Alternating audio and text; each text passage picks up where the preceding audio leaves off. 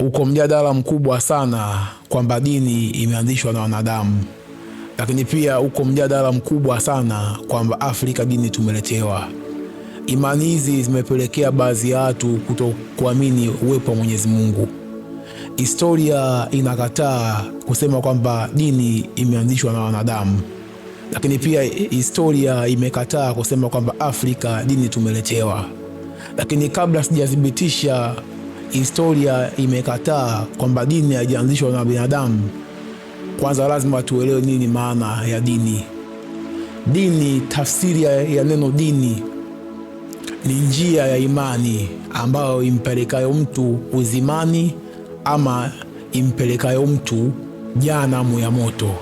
Narudia tena, maana ya dini, neno dini ni njia ya imani ambayo impelekayo mtu uzimani ama impelekayo mtu jehanamu ya moto.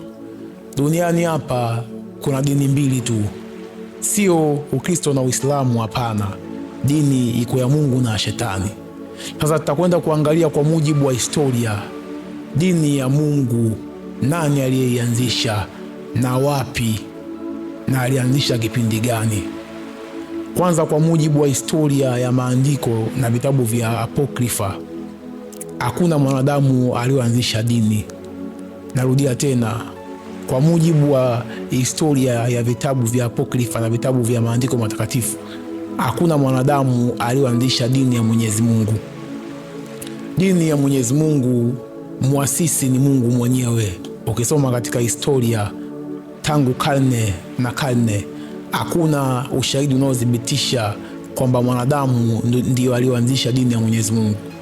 Muasisi wa dini ya Mwenyezi Mungu ni Mungu mwenyewe. Baada ya Mwenyezi Mungu kumuumba mwanadamu, alipomweka katika mgongo wa ardhi, akamweka katika bustani ya Edeni, hapo ndo imani ama dini ya Mwenyezi Mungu ilikuanzia kwanza.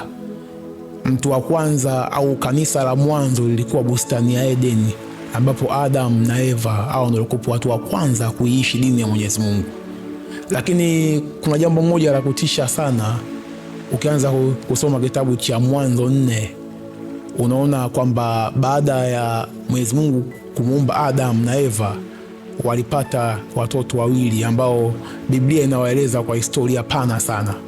Mtoto wa kwanza wa Adam alikuwa akiitwa Kaini, alafu mtoto wa pili wa Adam alikuwa akiitwa Abeli. Yani Abeli alikuwa mdogo wake Kaini, lakini baadaye tunamwona kwamba Kaini aliingiwa na roho ya Shetani ndani yake. Kaini akamuua mdogo wake.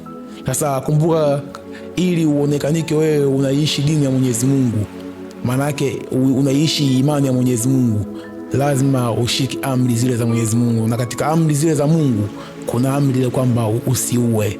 Manake tunaona automatically Kaini alianza kuishi dini ya Shetani, na pale ndo tunaona mgawanyiko ukazilika wazi kwamba dini ya Mungu ilikopo ya Abeli, dini ya Shetani ilikopo ya Kaini. Kwa hiyo hapo ndo mgawanyiko ukaanza kuonekana katika pande mbili za dini, yaani dini ya Mungu na Shetani. Uzilisho huu ulikuwa katika wana wa Adam, Kaini na Abeli. Hapo dunia sasa ndio ikaanza kujigawa katika historia ya dini mbili, ya Mungu na Shetani. Lakini baada ya tukio lile, tunaona Mwenyezi Mungu aliendelea kutembea na watu wake katika dini yake ya kweli, ambao tunasema hao ni wakina Adam sasa na vizazi vyake. Kutoka hapo tena tunaona historia ya Mwenyezi Mungu, kwa sababu dunia ilikuwa imeingia katika machafu na maasi zaidi. Mungu alikuwa akiendelea kuwatumia manabii watu wake ili warejee katika njia iliyonyoka, kwa maana ya dini ya Mwenyezi Mungu. Na katika historia ya imani, mtu ambaye Mwenyezi Mungu alimtumia na ana rekodi ya historia, kuna mtu mmoja anaitwa Nuhu. Ukisoma katika kitabu cha Mwanzo, ukianzia kitabu cha Mwanzo 7:8 ukaendelea, unaona historia ya Nuhu. Nuhu ni mtu ambaye Mungu alimtumia sehemu kama ya nabii kuelekeza watu wake waache njia mbovu, waache njia mbaya ambayo dini ya Shetani, warejee kwake. Lakini tunaona kwamba jamii ya binadamu haikumuelewa nabii Nuhu. Ndipo mpaka ukisoma kitabu cha Mwanzo 9 tunaona kwamba Mwenyezi Mungu aliangamiza dunia nzima. Yani kuna wakati Mungu aliangamiza dunia nzima baada ya watu kung'ang'ania njia isiyofaa kwa maana kung'ang'ania dini ya shetani, kufanya maasi, Mungu akaangamiza dunia nzima. Hapa naomba tufuatane kwa makini sana. Yani hapo nakupa historia ya dini ya Mwenyezi Mungu, changamoto iliyopitia Mungu, namna alivyokuwa anatuma watumishi wake, anatuma manabii wake baada ya kuangamiza ulimwengu mzima. Ukisoma kitabu cha Mwanzo 10, Mwanzo 9 ukashuka huku, tunaona kwamba walipona watu 8 tu, yani Nuhu na familia yake. Wale watu 8 ambao waliopona, tunaona kwamba hawa ndo waanzilishi au waendelevu wa watu wote waliotokea leo duniani unaowaona. Sasa hapa ndo naomba unisikize kwa makini sana. Hapa nataka kuna kitu nikieleze cha msingi sana. Nuhu baada ya kutoka kwenye safina, kitabu cha Mwanzo 10, tunaona kwamba kulikopo alikuwa na watoto watatu, Ham, Shem na Yafet. Hawa watoto Ham, Shem na Yafet, hawa ndo waasisi wakubwa wa mataifa yote na watu wote leo duniani. Sasa huyu Ham huyu alimzaa mtoto anaitwa Kushi, Misri na Kanaani na wengineo wengi, ambao huyu Misri ndo alienda kuishi eneo lile la Misri ambalo lilokopo Afrika, yani ukanda huu wa Afrika. Alikuja yule mtoto Misri akaenda kuishi maeneo hayo ya Afrika, na ndio maana lile jina la Misri ni jina la mtu, la mtoto wa Ham. Alafu kuna mtoto anaitwa Kanaani, ndo akaenda kuishi ile Middle East unayoiona. Ile Middle East ile ni jina la mtu ambaye mtoto wa Ham, ambaye Ham tumesema mtoto wa Nuhu. Alafu tumesema kuna mtoto Kushi. Sasa huyu Kushi huyu nataka nimueleze kwa mapana zaidi. Baada ya Kushi kuzaliwa, Kushi akamuoa mwanamke anaitwa Simiramisi. Simiramisi huyu wakapata mtoto na Kushi anaitwa Nimrodi.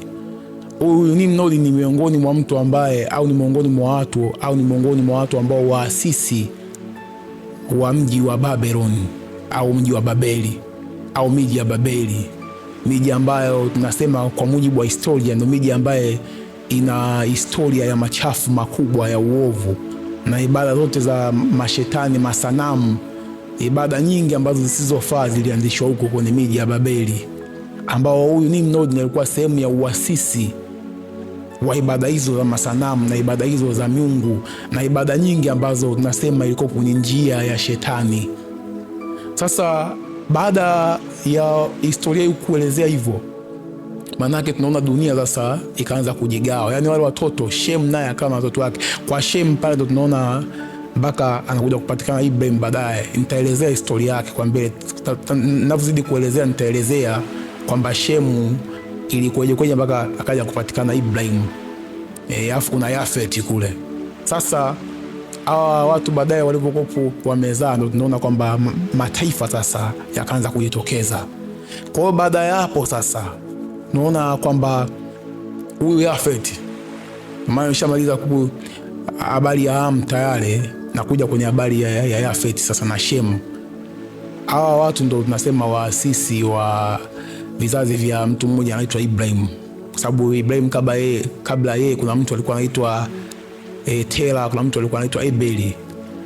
Kutoka Ebeli akaingia Tera. Tera ndo baba yake Ibrahim. Akaja Ibrahim. Sasa kipindi cha nabii Ibrahim naye dunia ilikuwa katika jambo la uasi mkubwa sana. Yaani Mungu kipindi hiko alikuwa anatembea na baadhi ya watu, sio taifa ama sio watu wote, lakini alikuwa anatembea na baadhi ya watu wachache kama manabii wake. Alikuwa anawapa ujumbe kwa ajili ya kuwafikishia watu ili wamrejee. Na tunaona katika mtu ambaye miongoni aliopewa ujumbe pia ni nabii Ibrahim. Akapewa ujumbe ili wafikishie watu katika ibada zao za masanamu. Na Ibrahim historia yake inaonyesha kwamba ni mtu wa kuhamahama. Alihamahama sana maeneo mengi na alikuwa akiama akitoa ujumbe wa Mwenyezi Mungu. Ibrahimu akamzaa Isaka. Isaka akamzaa Yakobo na Esau. Mungu anatembea hapo na vizazi. Na maana kusoma Biblia inakwambia Mungu wa Ibrahimu, Mungu wa Isaka, Mungu wa Yakobo. Mungu anaongea na Musa anamwambia hivyo vitu kwa sababu kipindi hiko Mungu alikuwa anatembea na vizazi, alikuwa anatembea na watu wa aina fulani. Kwa hiyo baada ya Ibrahimu akamzaa Isaka. Isaka akamzaa Yakobo na Esau. Huyu Yakobo ndo muasisi wa taifa la Israeli, au ni muasisi wa wana wa Israeli. Nitumie kauli kwamba ni muasisi wa Waisraeli wote. Ukisoma kitabu cha Mwanzo 32 tunaona kwamba Yakobo anabadilishwa jina, anaitwa Israeli. Sasa kwa sababu Yakobo ameitwa Israeli, watoto wake walipozaliwa wakaanza kuitwa wana wa Israeli. Hapo Mungu sasa ndo akaanza kutembea na taifa la Israeli. Sasa baadaye tunaona baada ya kupata hao watoto 12, wale watoto wakawa makabila 12 ya Israeli. Historia inaonyesha baadaye taifa la Israeli liliingia utumwani Misri. Sasa hapo tumetoka kwenye hatua ambayo Mungu alitembea na mtu mmoja mmoja, baadaye akaanza kutembea na watu kama taifa katikati ya dunia yenye machafuko. Wakati wa dunia kila eneo lilikuwa lina miungu, watu walikuwa wanaabudu miungu Baali, Mungu jua, watu walikuwa wanaabudu milima, walikuwa wanaabudu nyota.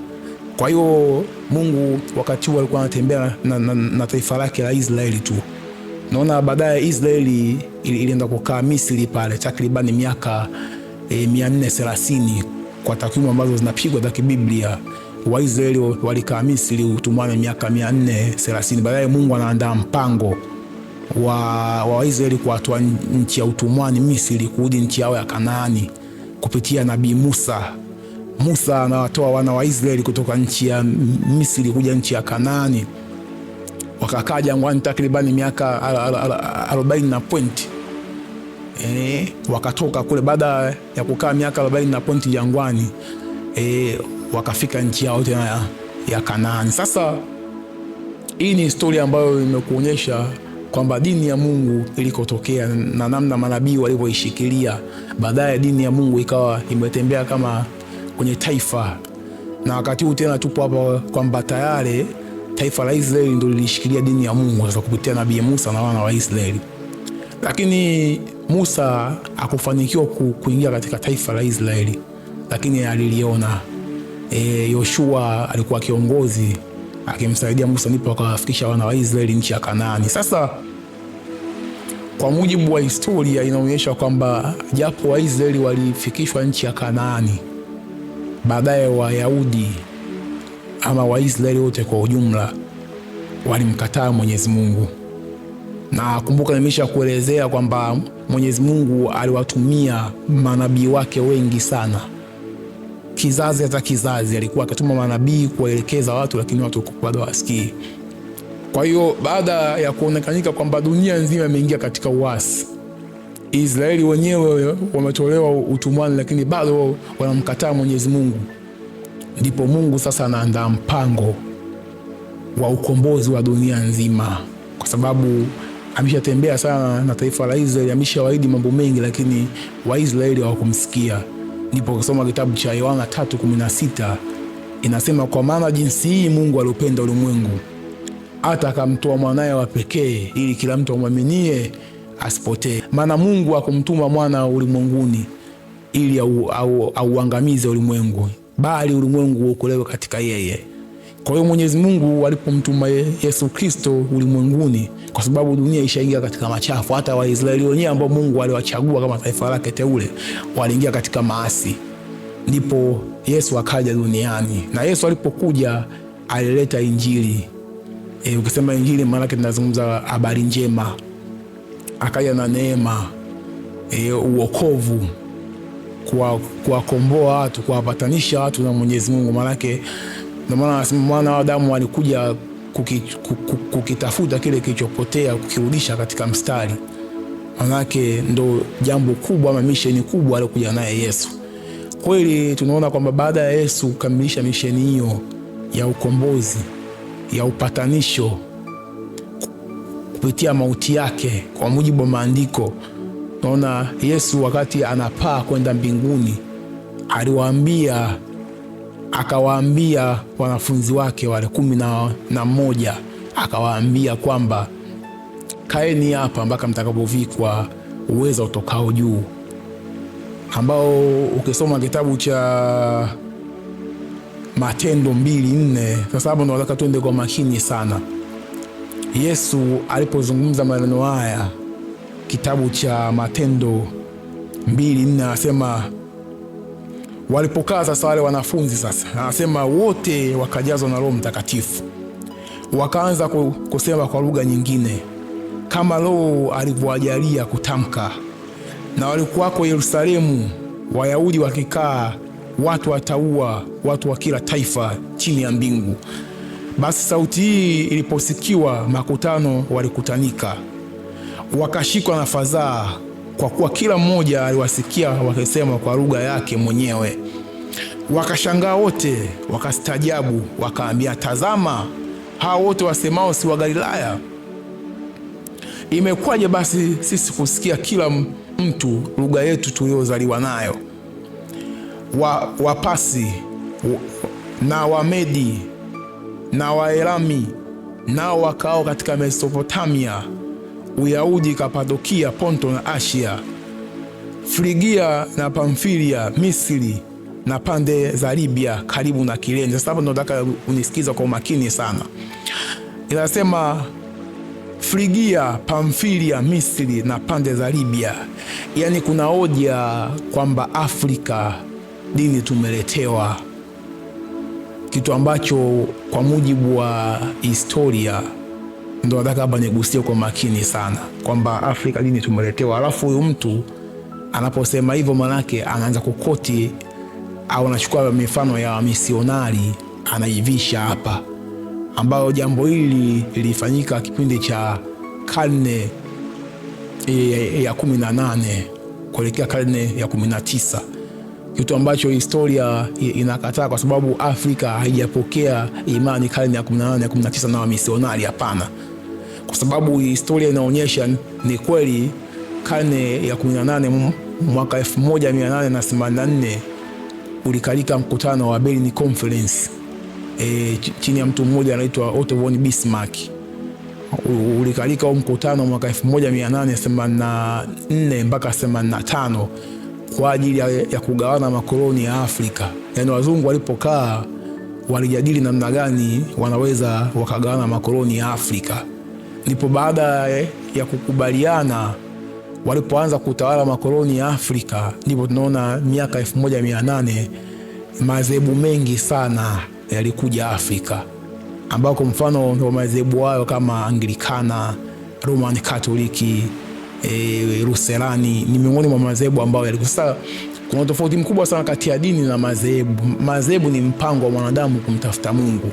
Kwa hiyo haya madhehebu ndio yalikuja kipindi kile cha karne ya 18, ambayo ukifuatilia historia, baada ya mkutano wa Berlin Conference walipogawana, ndio madhehebu yaliingia mengi sana, kama wamisionari walikuja kutangaza madhehebu yao. Lakini wakati wanakuja tayari Afrika kulikuwa kuna dini tayari zipo nyingi tu, dini zao. Kwa hiyo dini haijaletwa na wao. Waafrika walikuwa tayari wana dini zao za kuabudu mizimu, za kuabudu milima, ni dini. Kwa hiyo dini hawajaletewa Waafrika, isipokuwa walikuwa wana dini zao. Wao waliletewa madhehebu kutoka nje, kama miongoni ambayo nimeyataja hapo. Lakini sasa wakati huo wao wamisionari wanaleta tayari Afrika imani ya Ukristo ilishaingia tayari. Ndio maana hapa nimekusoma kitabu cha Matendo hiki. Ukisoma Matendo 2:4 hapo ukishuka hadi hapa chini, maandiko yameeleza wazi zaidi. Anasema Wakrete, anasema 10, anasema Frigia, Pamfilia, Misri na pande za Libya. Yaani kuna watu pale wa Misri katika mkutano ule walikuwepo, na watu wa Libya. Hizi ni watu ambao wametoka katika nchi za Afrika. Baada ya hapo, nazungumza habari ya karne ya kwanza AD, yani karne ya kwanza, kabla hata ya hiyo miaka 1800 baada ya mkutano wa Berlin Conference. Yani hapa tunazungumza hata wazungu wenyewe hawana mpango wa kuja Afrika kuja kugawana makoloni, si kutawala. Huo mpango ulikuwa upo. Tunazungumza habari ya karne ya kwanza, ambao ndo tunaona sasa dini tayari au Kristo ulishakuwa tayari umefika Afrika kupitia watu ambao walipokea injili pale wa Misri na wa Libya, wakaja huko Afrika. Na ndio maana ukisoma historia karne ya kwanza, naona kulikuwa kuna mgogoro mkubwa sana ambao ulitokea katika viongozi ama maaskofu wakubwa sana. Nishaelezaga hapo nyuma, kuna mtu mmoja anaitwa Arius na mzake Alexander na Athanasius. Hawa watu kulitokea mgogoro mkubwa sana pale mji wa Alexandria, Misri. kwamba juu ya kumwamini Yesu ni nani. Mwingine akasema Yesu ni wa milele, ni Mungu mkuu, ambao wao ni wakina Alexander sasa na mwenzake Athanasius. Alafu kuna huyo ambaye Arius alikuwa anawapinga. Kwa hiyo mgogoro ulifanyika mpaka Konstantino Kaisari wa Roma, kiongozi wa Roma, akawaita pale Nisea Uturuki mwaka 325, akawatisha pale na solution ilifanywa pale na kuna majibu aliyatoa dhidi yao. Kwa mgogoro huu ulifanyika kipindi hicho, karne ya kwanza, hata kabla hayo madhehebu hayajaletwa Afrika. Tayari watu walishaelewa ustaarabu wa imani ya Ukristo.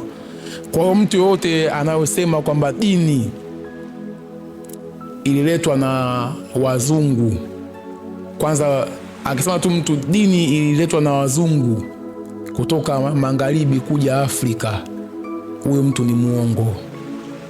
Kwanza anakuwa ameeleza kitu ambacho kinyume na historia, kwa sababu Mwafrika hakuna mtu aliyeletwa dini na mzungu, kwa sababu Afrika walikuwa na dini zao. Ila ukiniambia waleta madhehebu, mimi nitakubaliana na wewe, ila sio dini. Sababu na ukiniambia dini imeanzishwa na mwanadamu, hapo nitakukataa. Nitakuuliza dini ipi?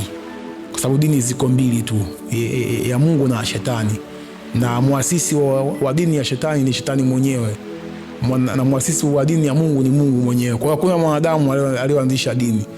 Wote dini wanaziamini tu, anaweza akachagua mtu upande akae wa Shetani ama wa Mungu, kama vile ambavyo Waafrika hapo mwanzo kabla ya kupokea imani ya Mungu walikuwa wanaamini katika upande wa pili wa imani ya Shetani, ambao ndio miungu hiyo ya kale kwa naiabudu.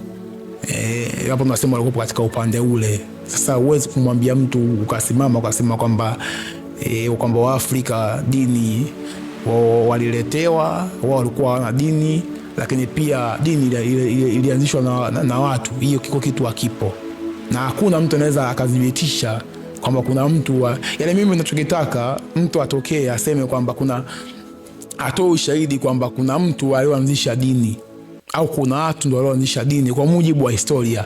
Hakuna ushahidi huo, hakuna kabisa. Narudia tena, ushahidi huo haupo. Sasa hiyo ndio historia halisi ambayo nilitaka tushare, ambayo ni ukweli ambao watu wengi hawapendi kusikia, lakini kuwa lazima tukubaliane kwamba dini ya Mungu ipo. Muasisi ni Mungu mwenyewe na anamhitaji kila mmoja abudu. Kitabu cha Yakobo 1:27 kinasema mtu akidhani kuwa anayo dini wala uzuili mwake kwa hatamu, dini ya mtu haifai. Dini isiyokuataka mbele za Mungu ni kuwatembelea yatima na wajane na kujilinda pasipo mawaa. Maana yake kwenye bracket mawaa, maana yake dhambi. Amri 10 za Mwenyezi Mungu tunarudi pale pale. Ukizishika zile unabakia kuwa sehemu ya dini ya Mwenyezi Mungu. Ukizikeuka maanake wewe unakuwa dini ya Shetani. Kwa hiyo ujumbe huu nimeuleta kwako, na nafikiri video itakayokuja season 2 tutaelezea historia ya madhehebu.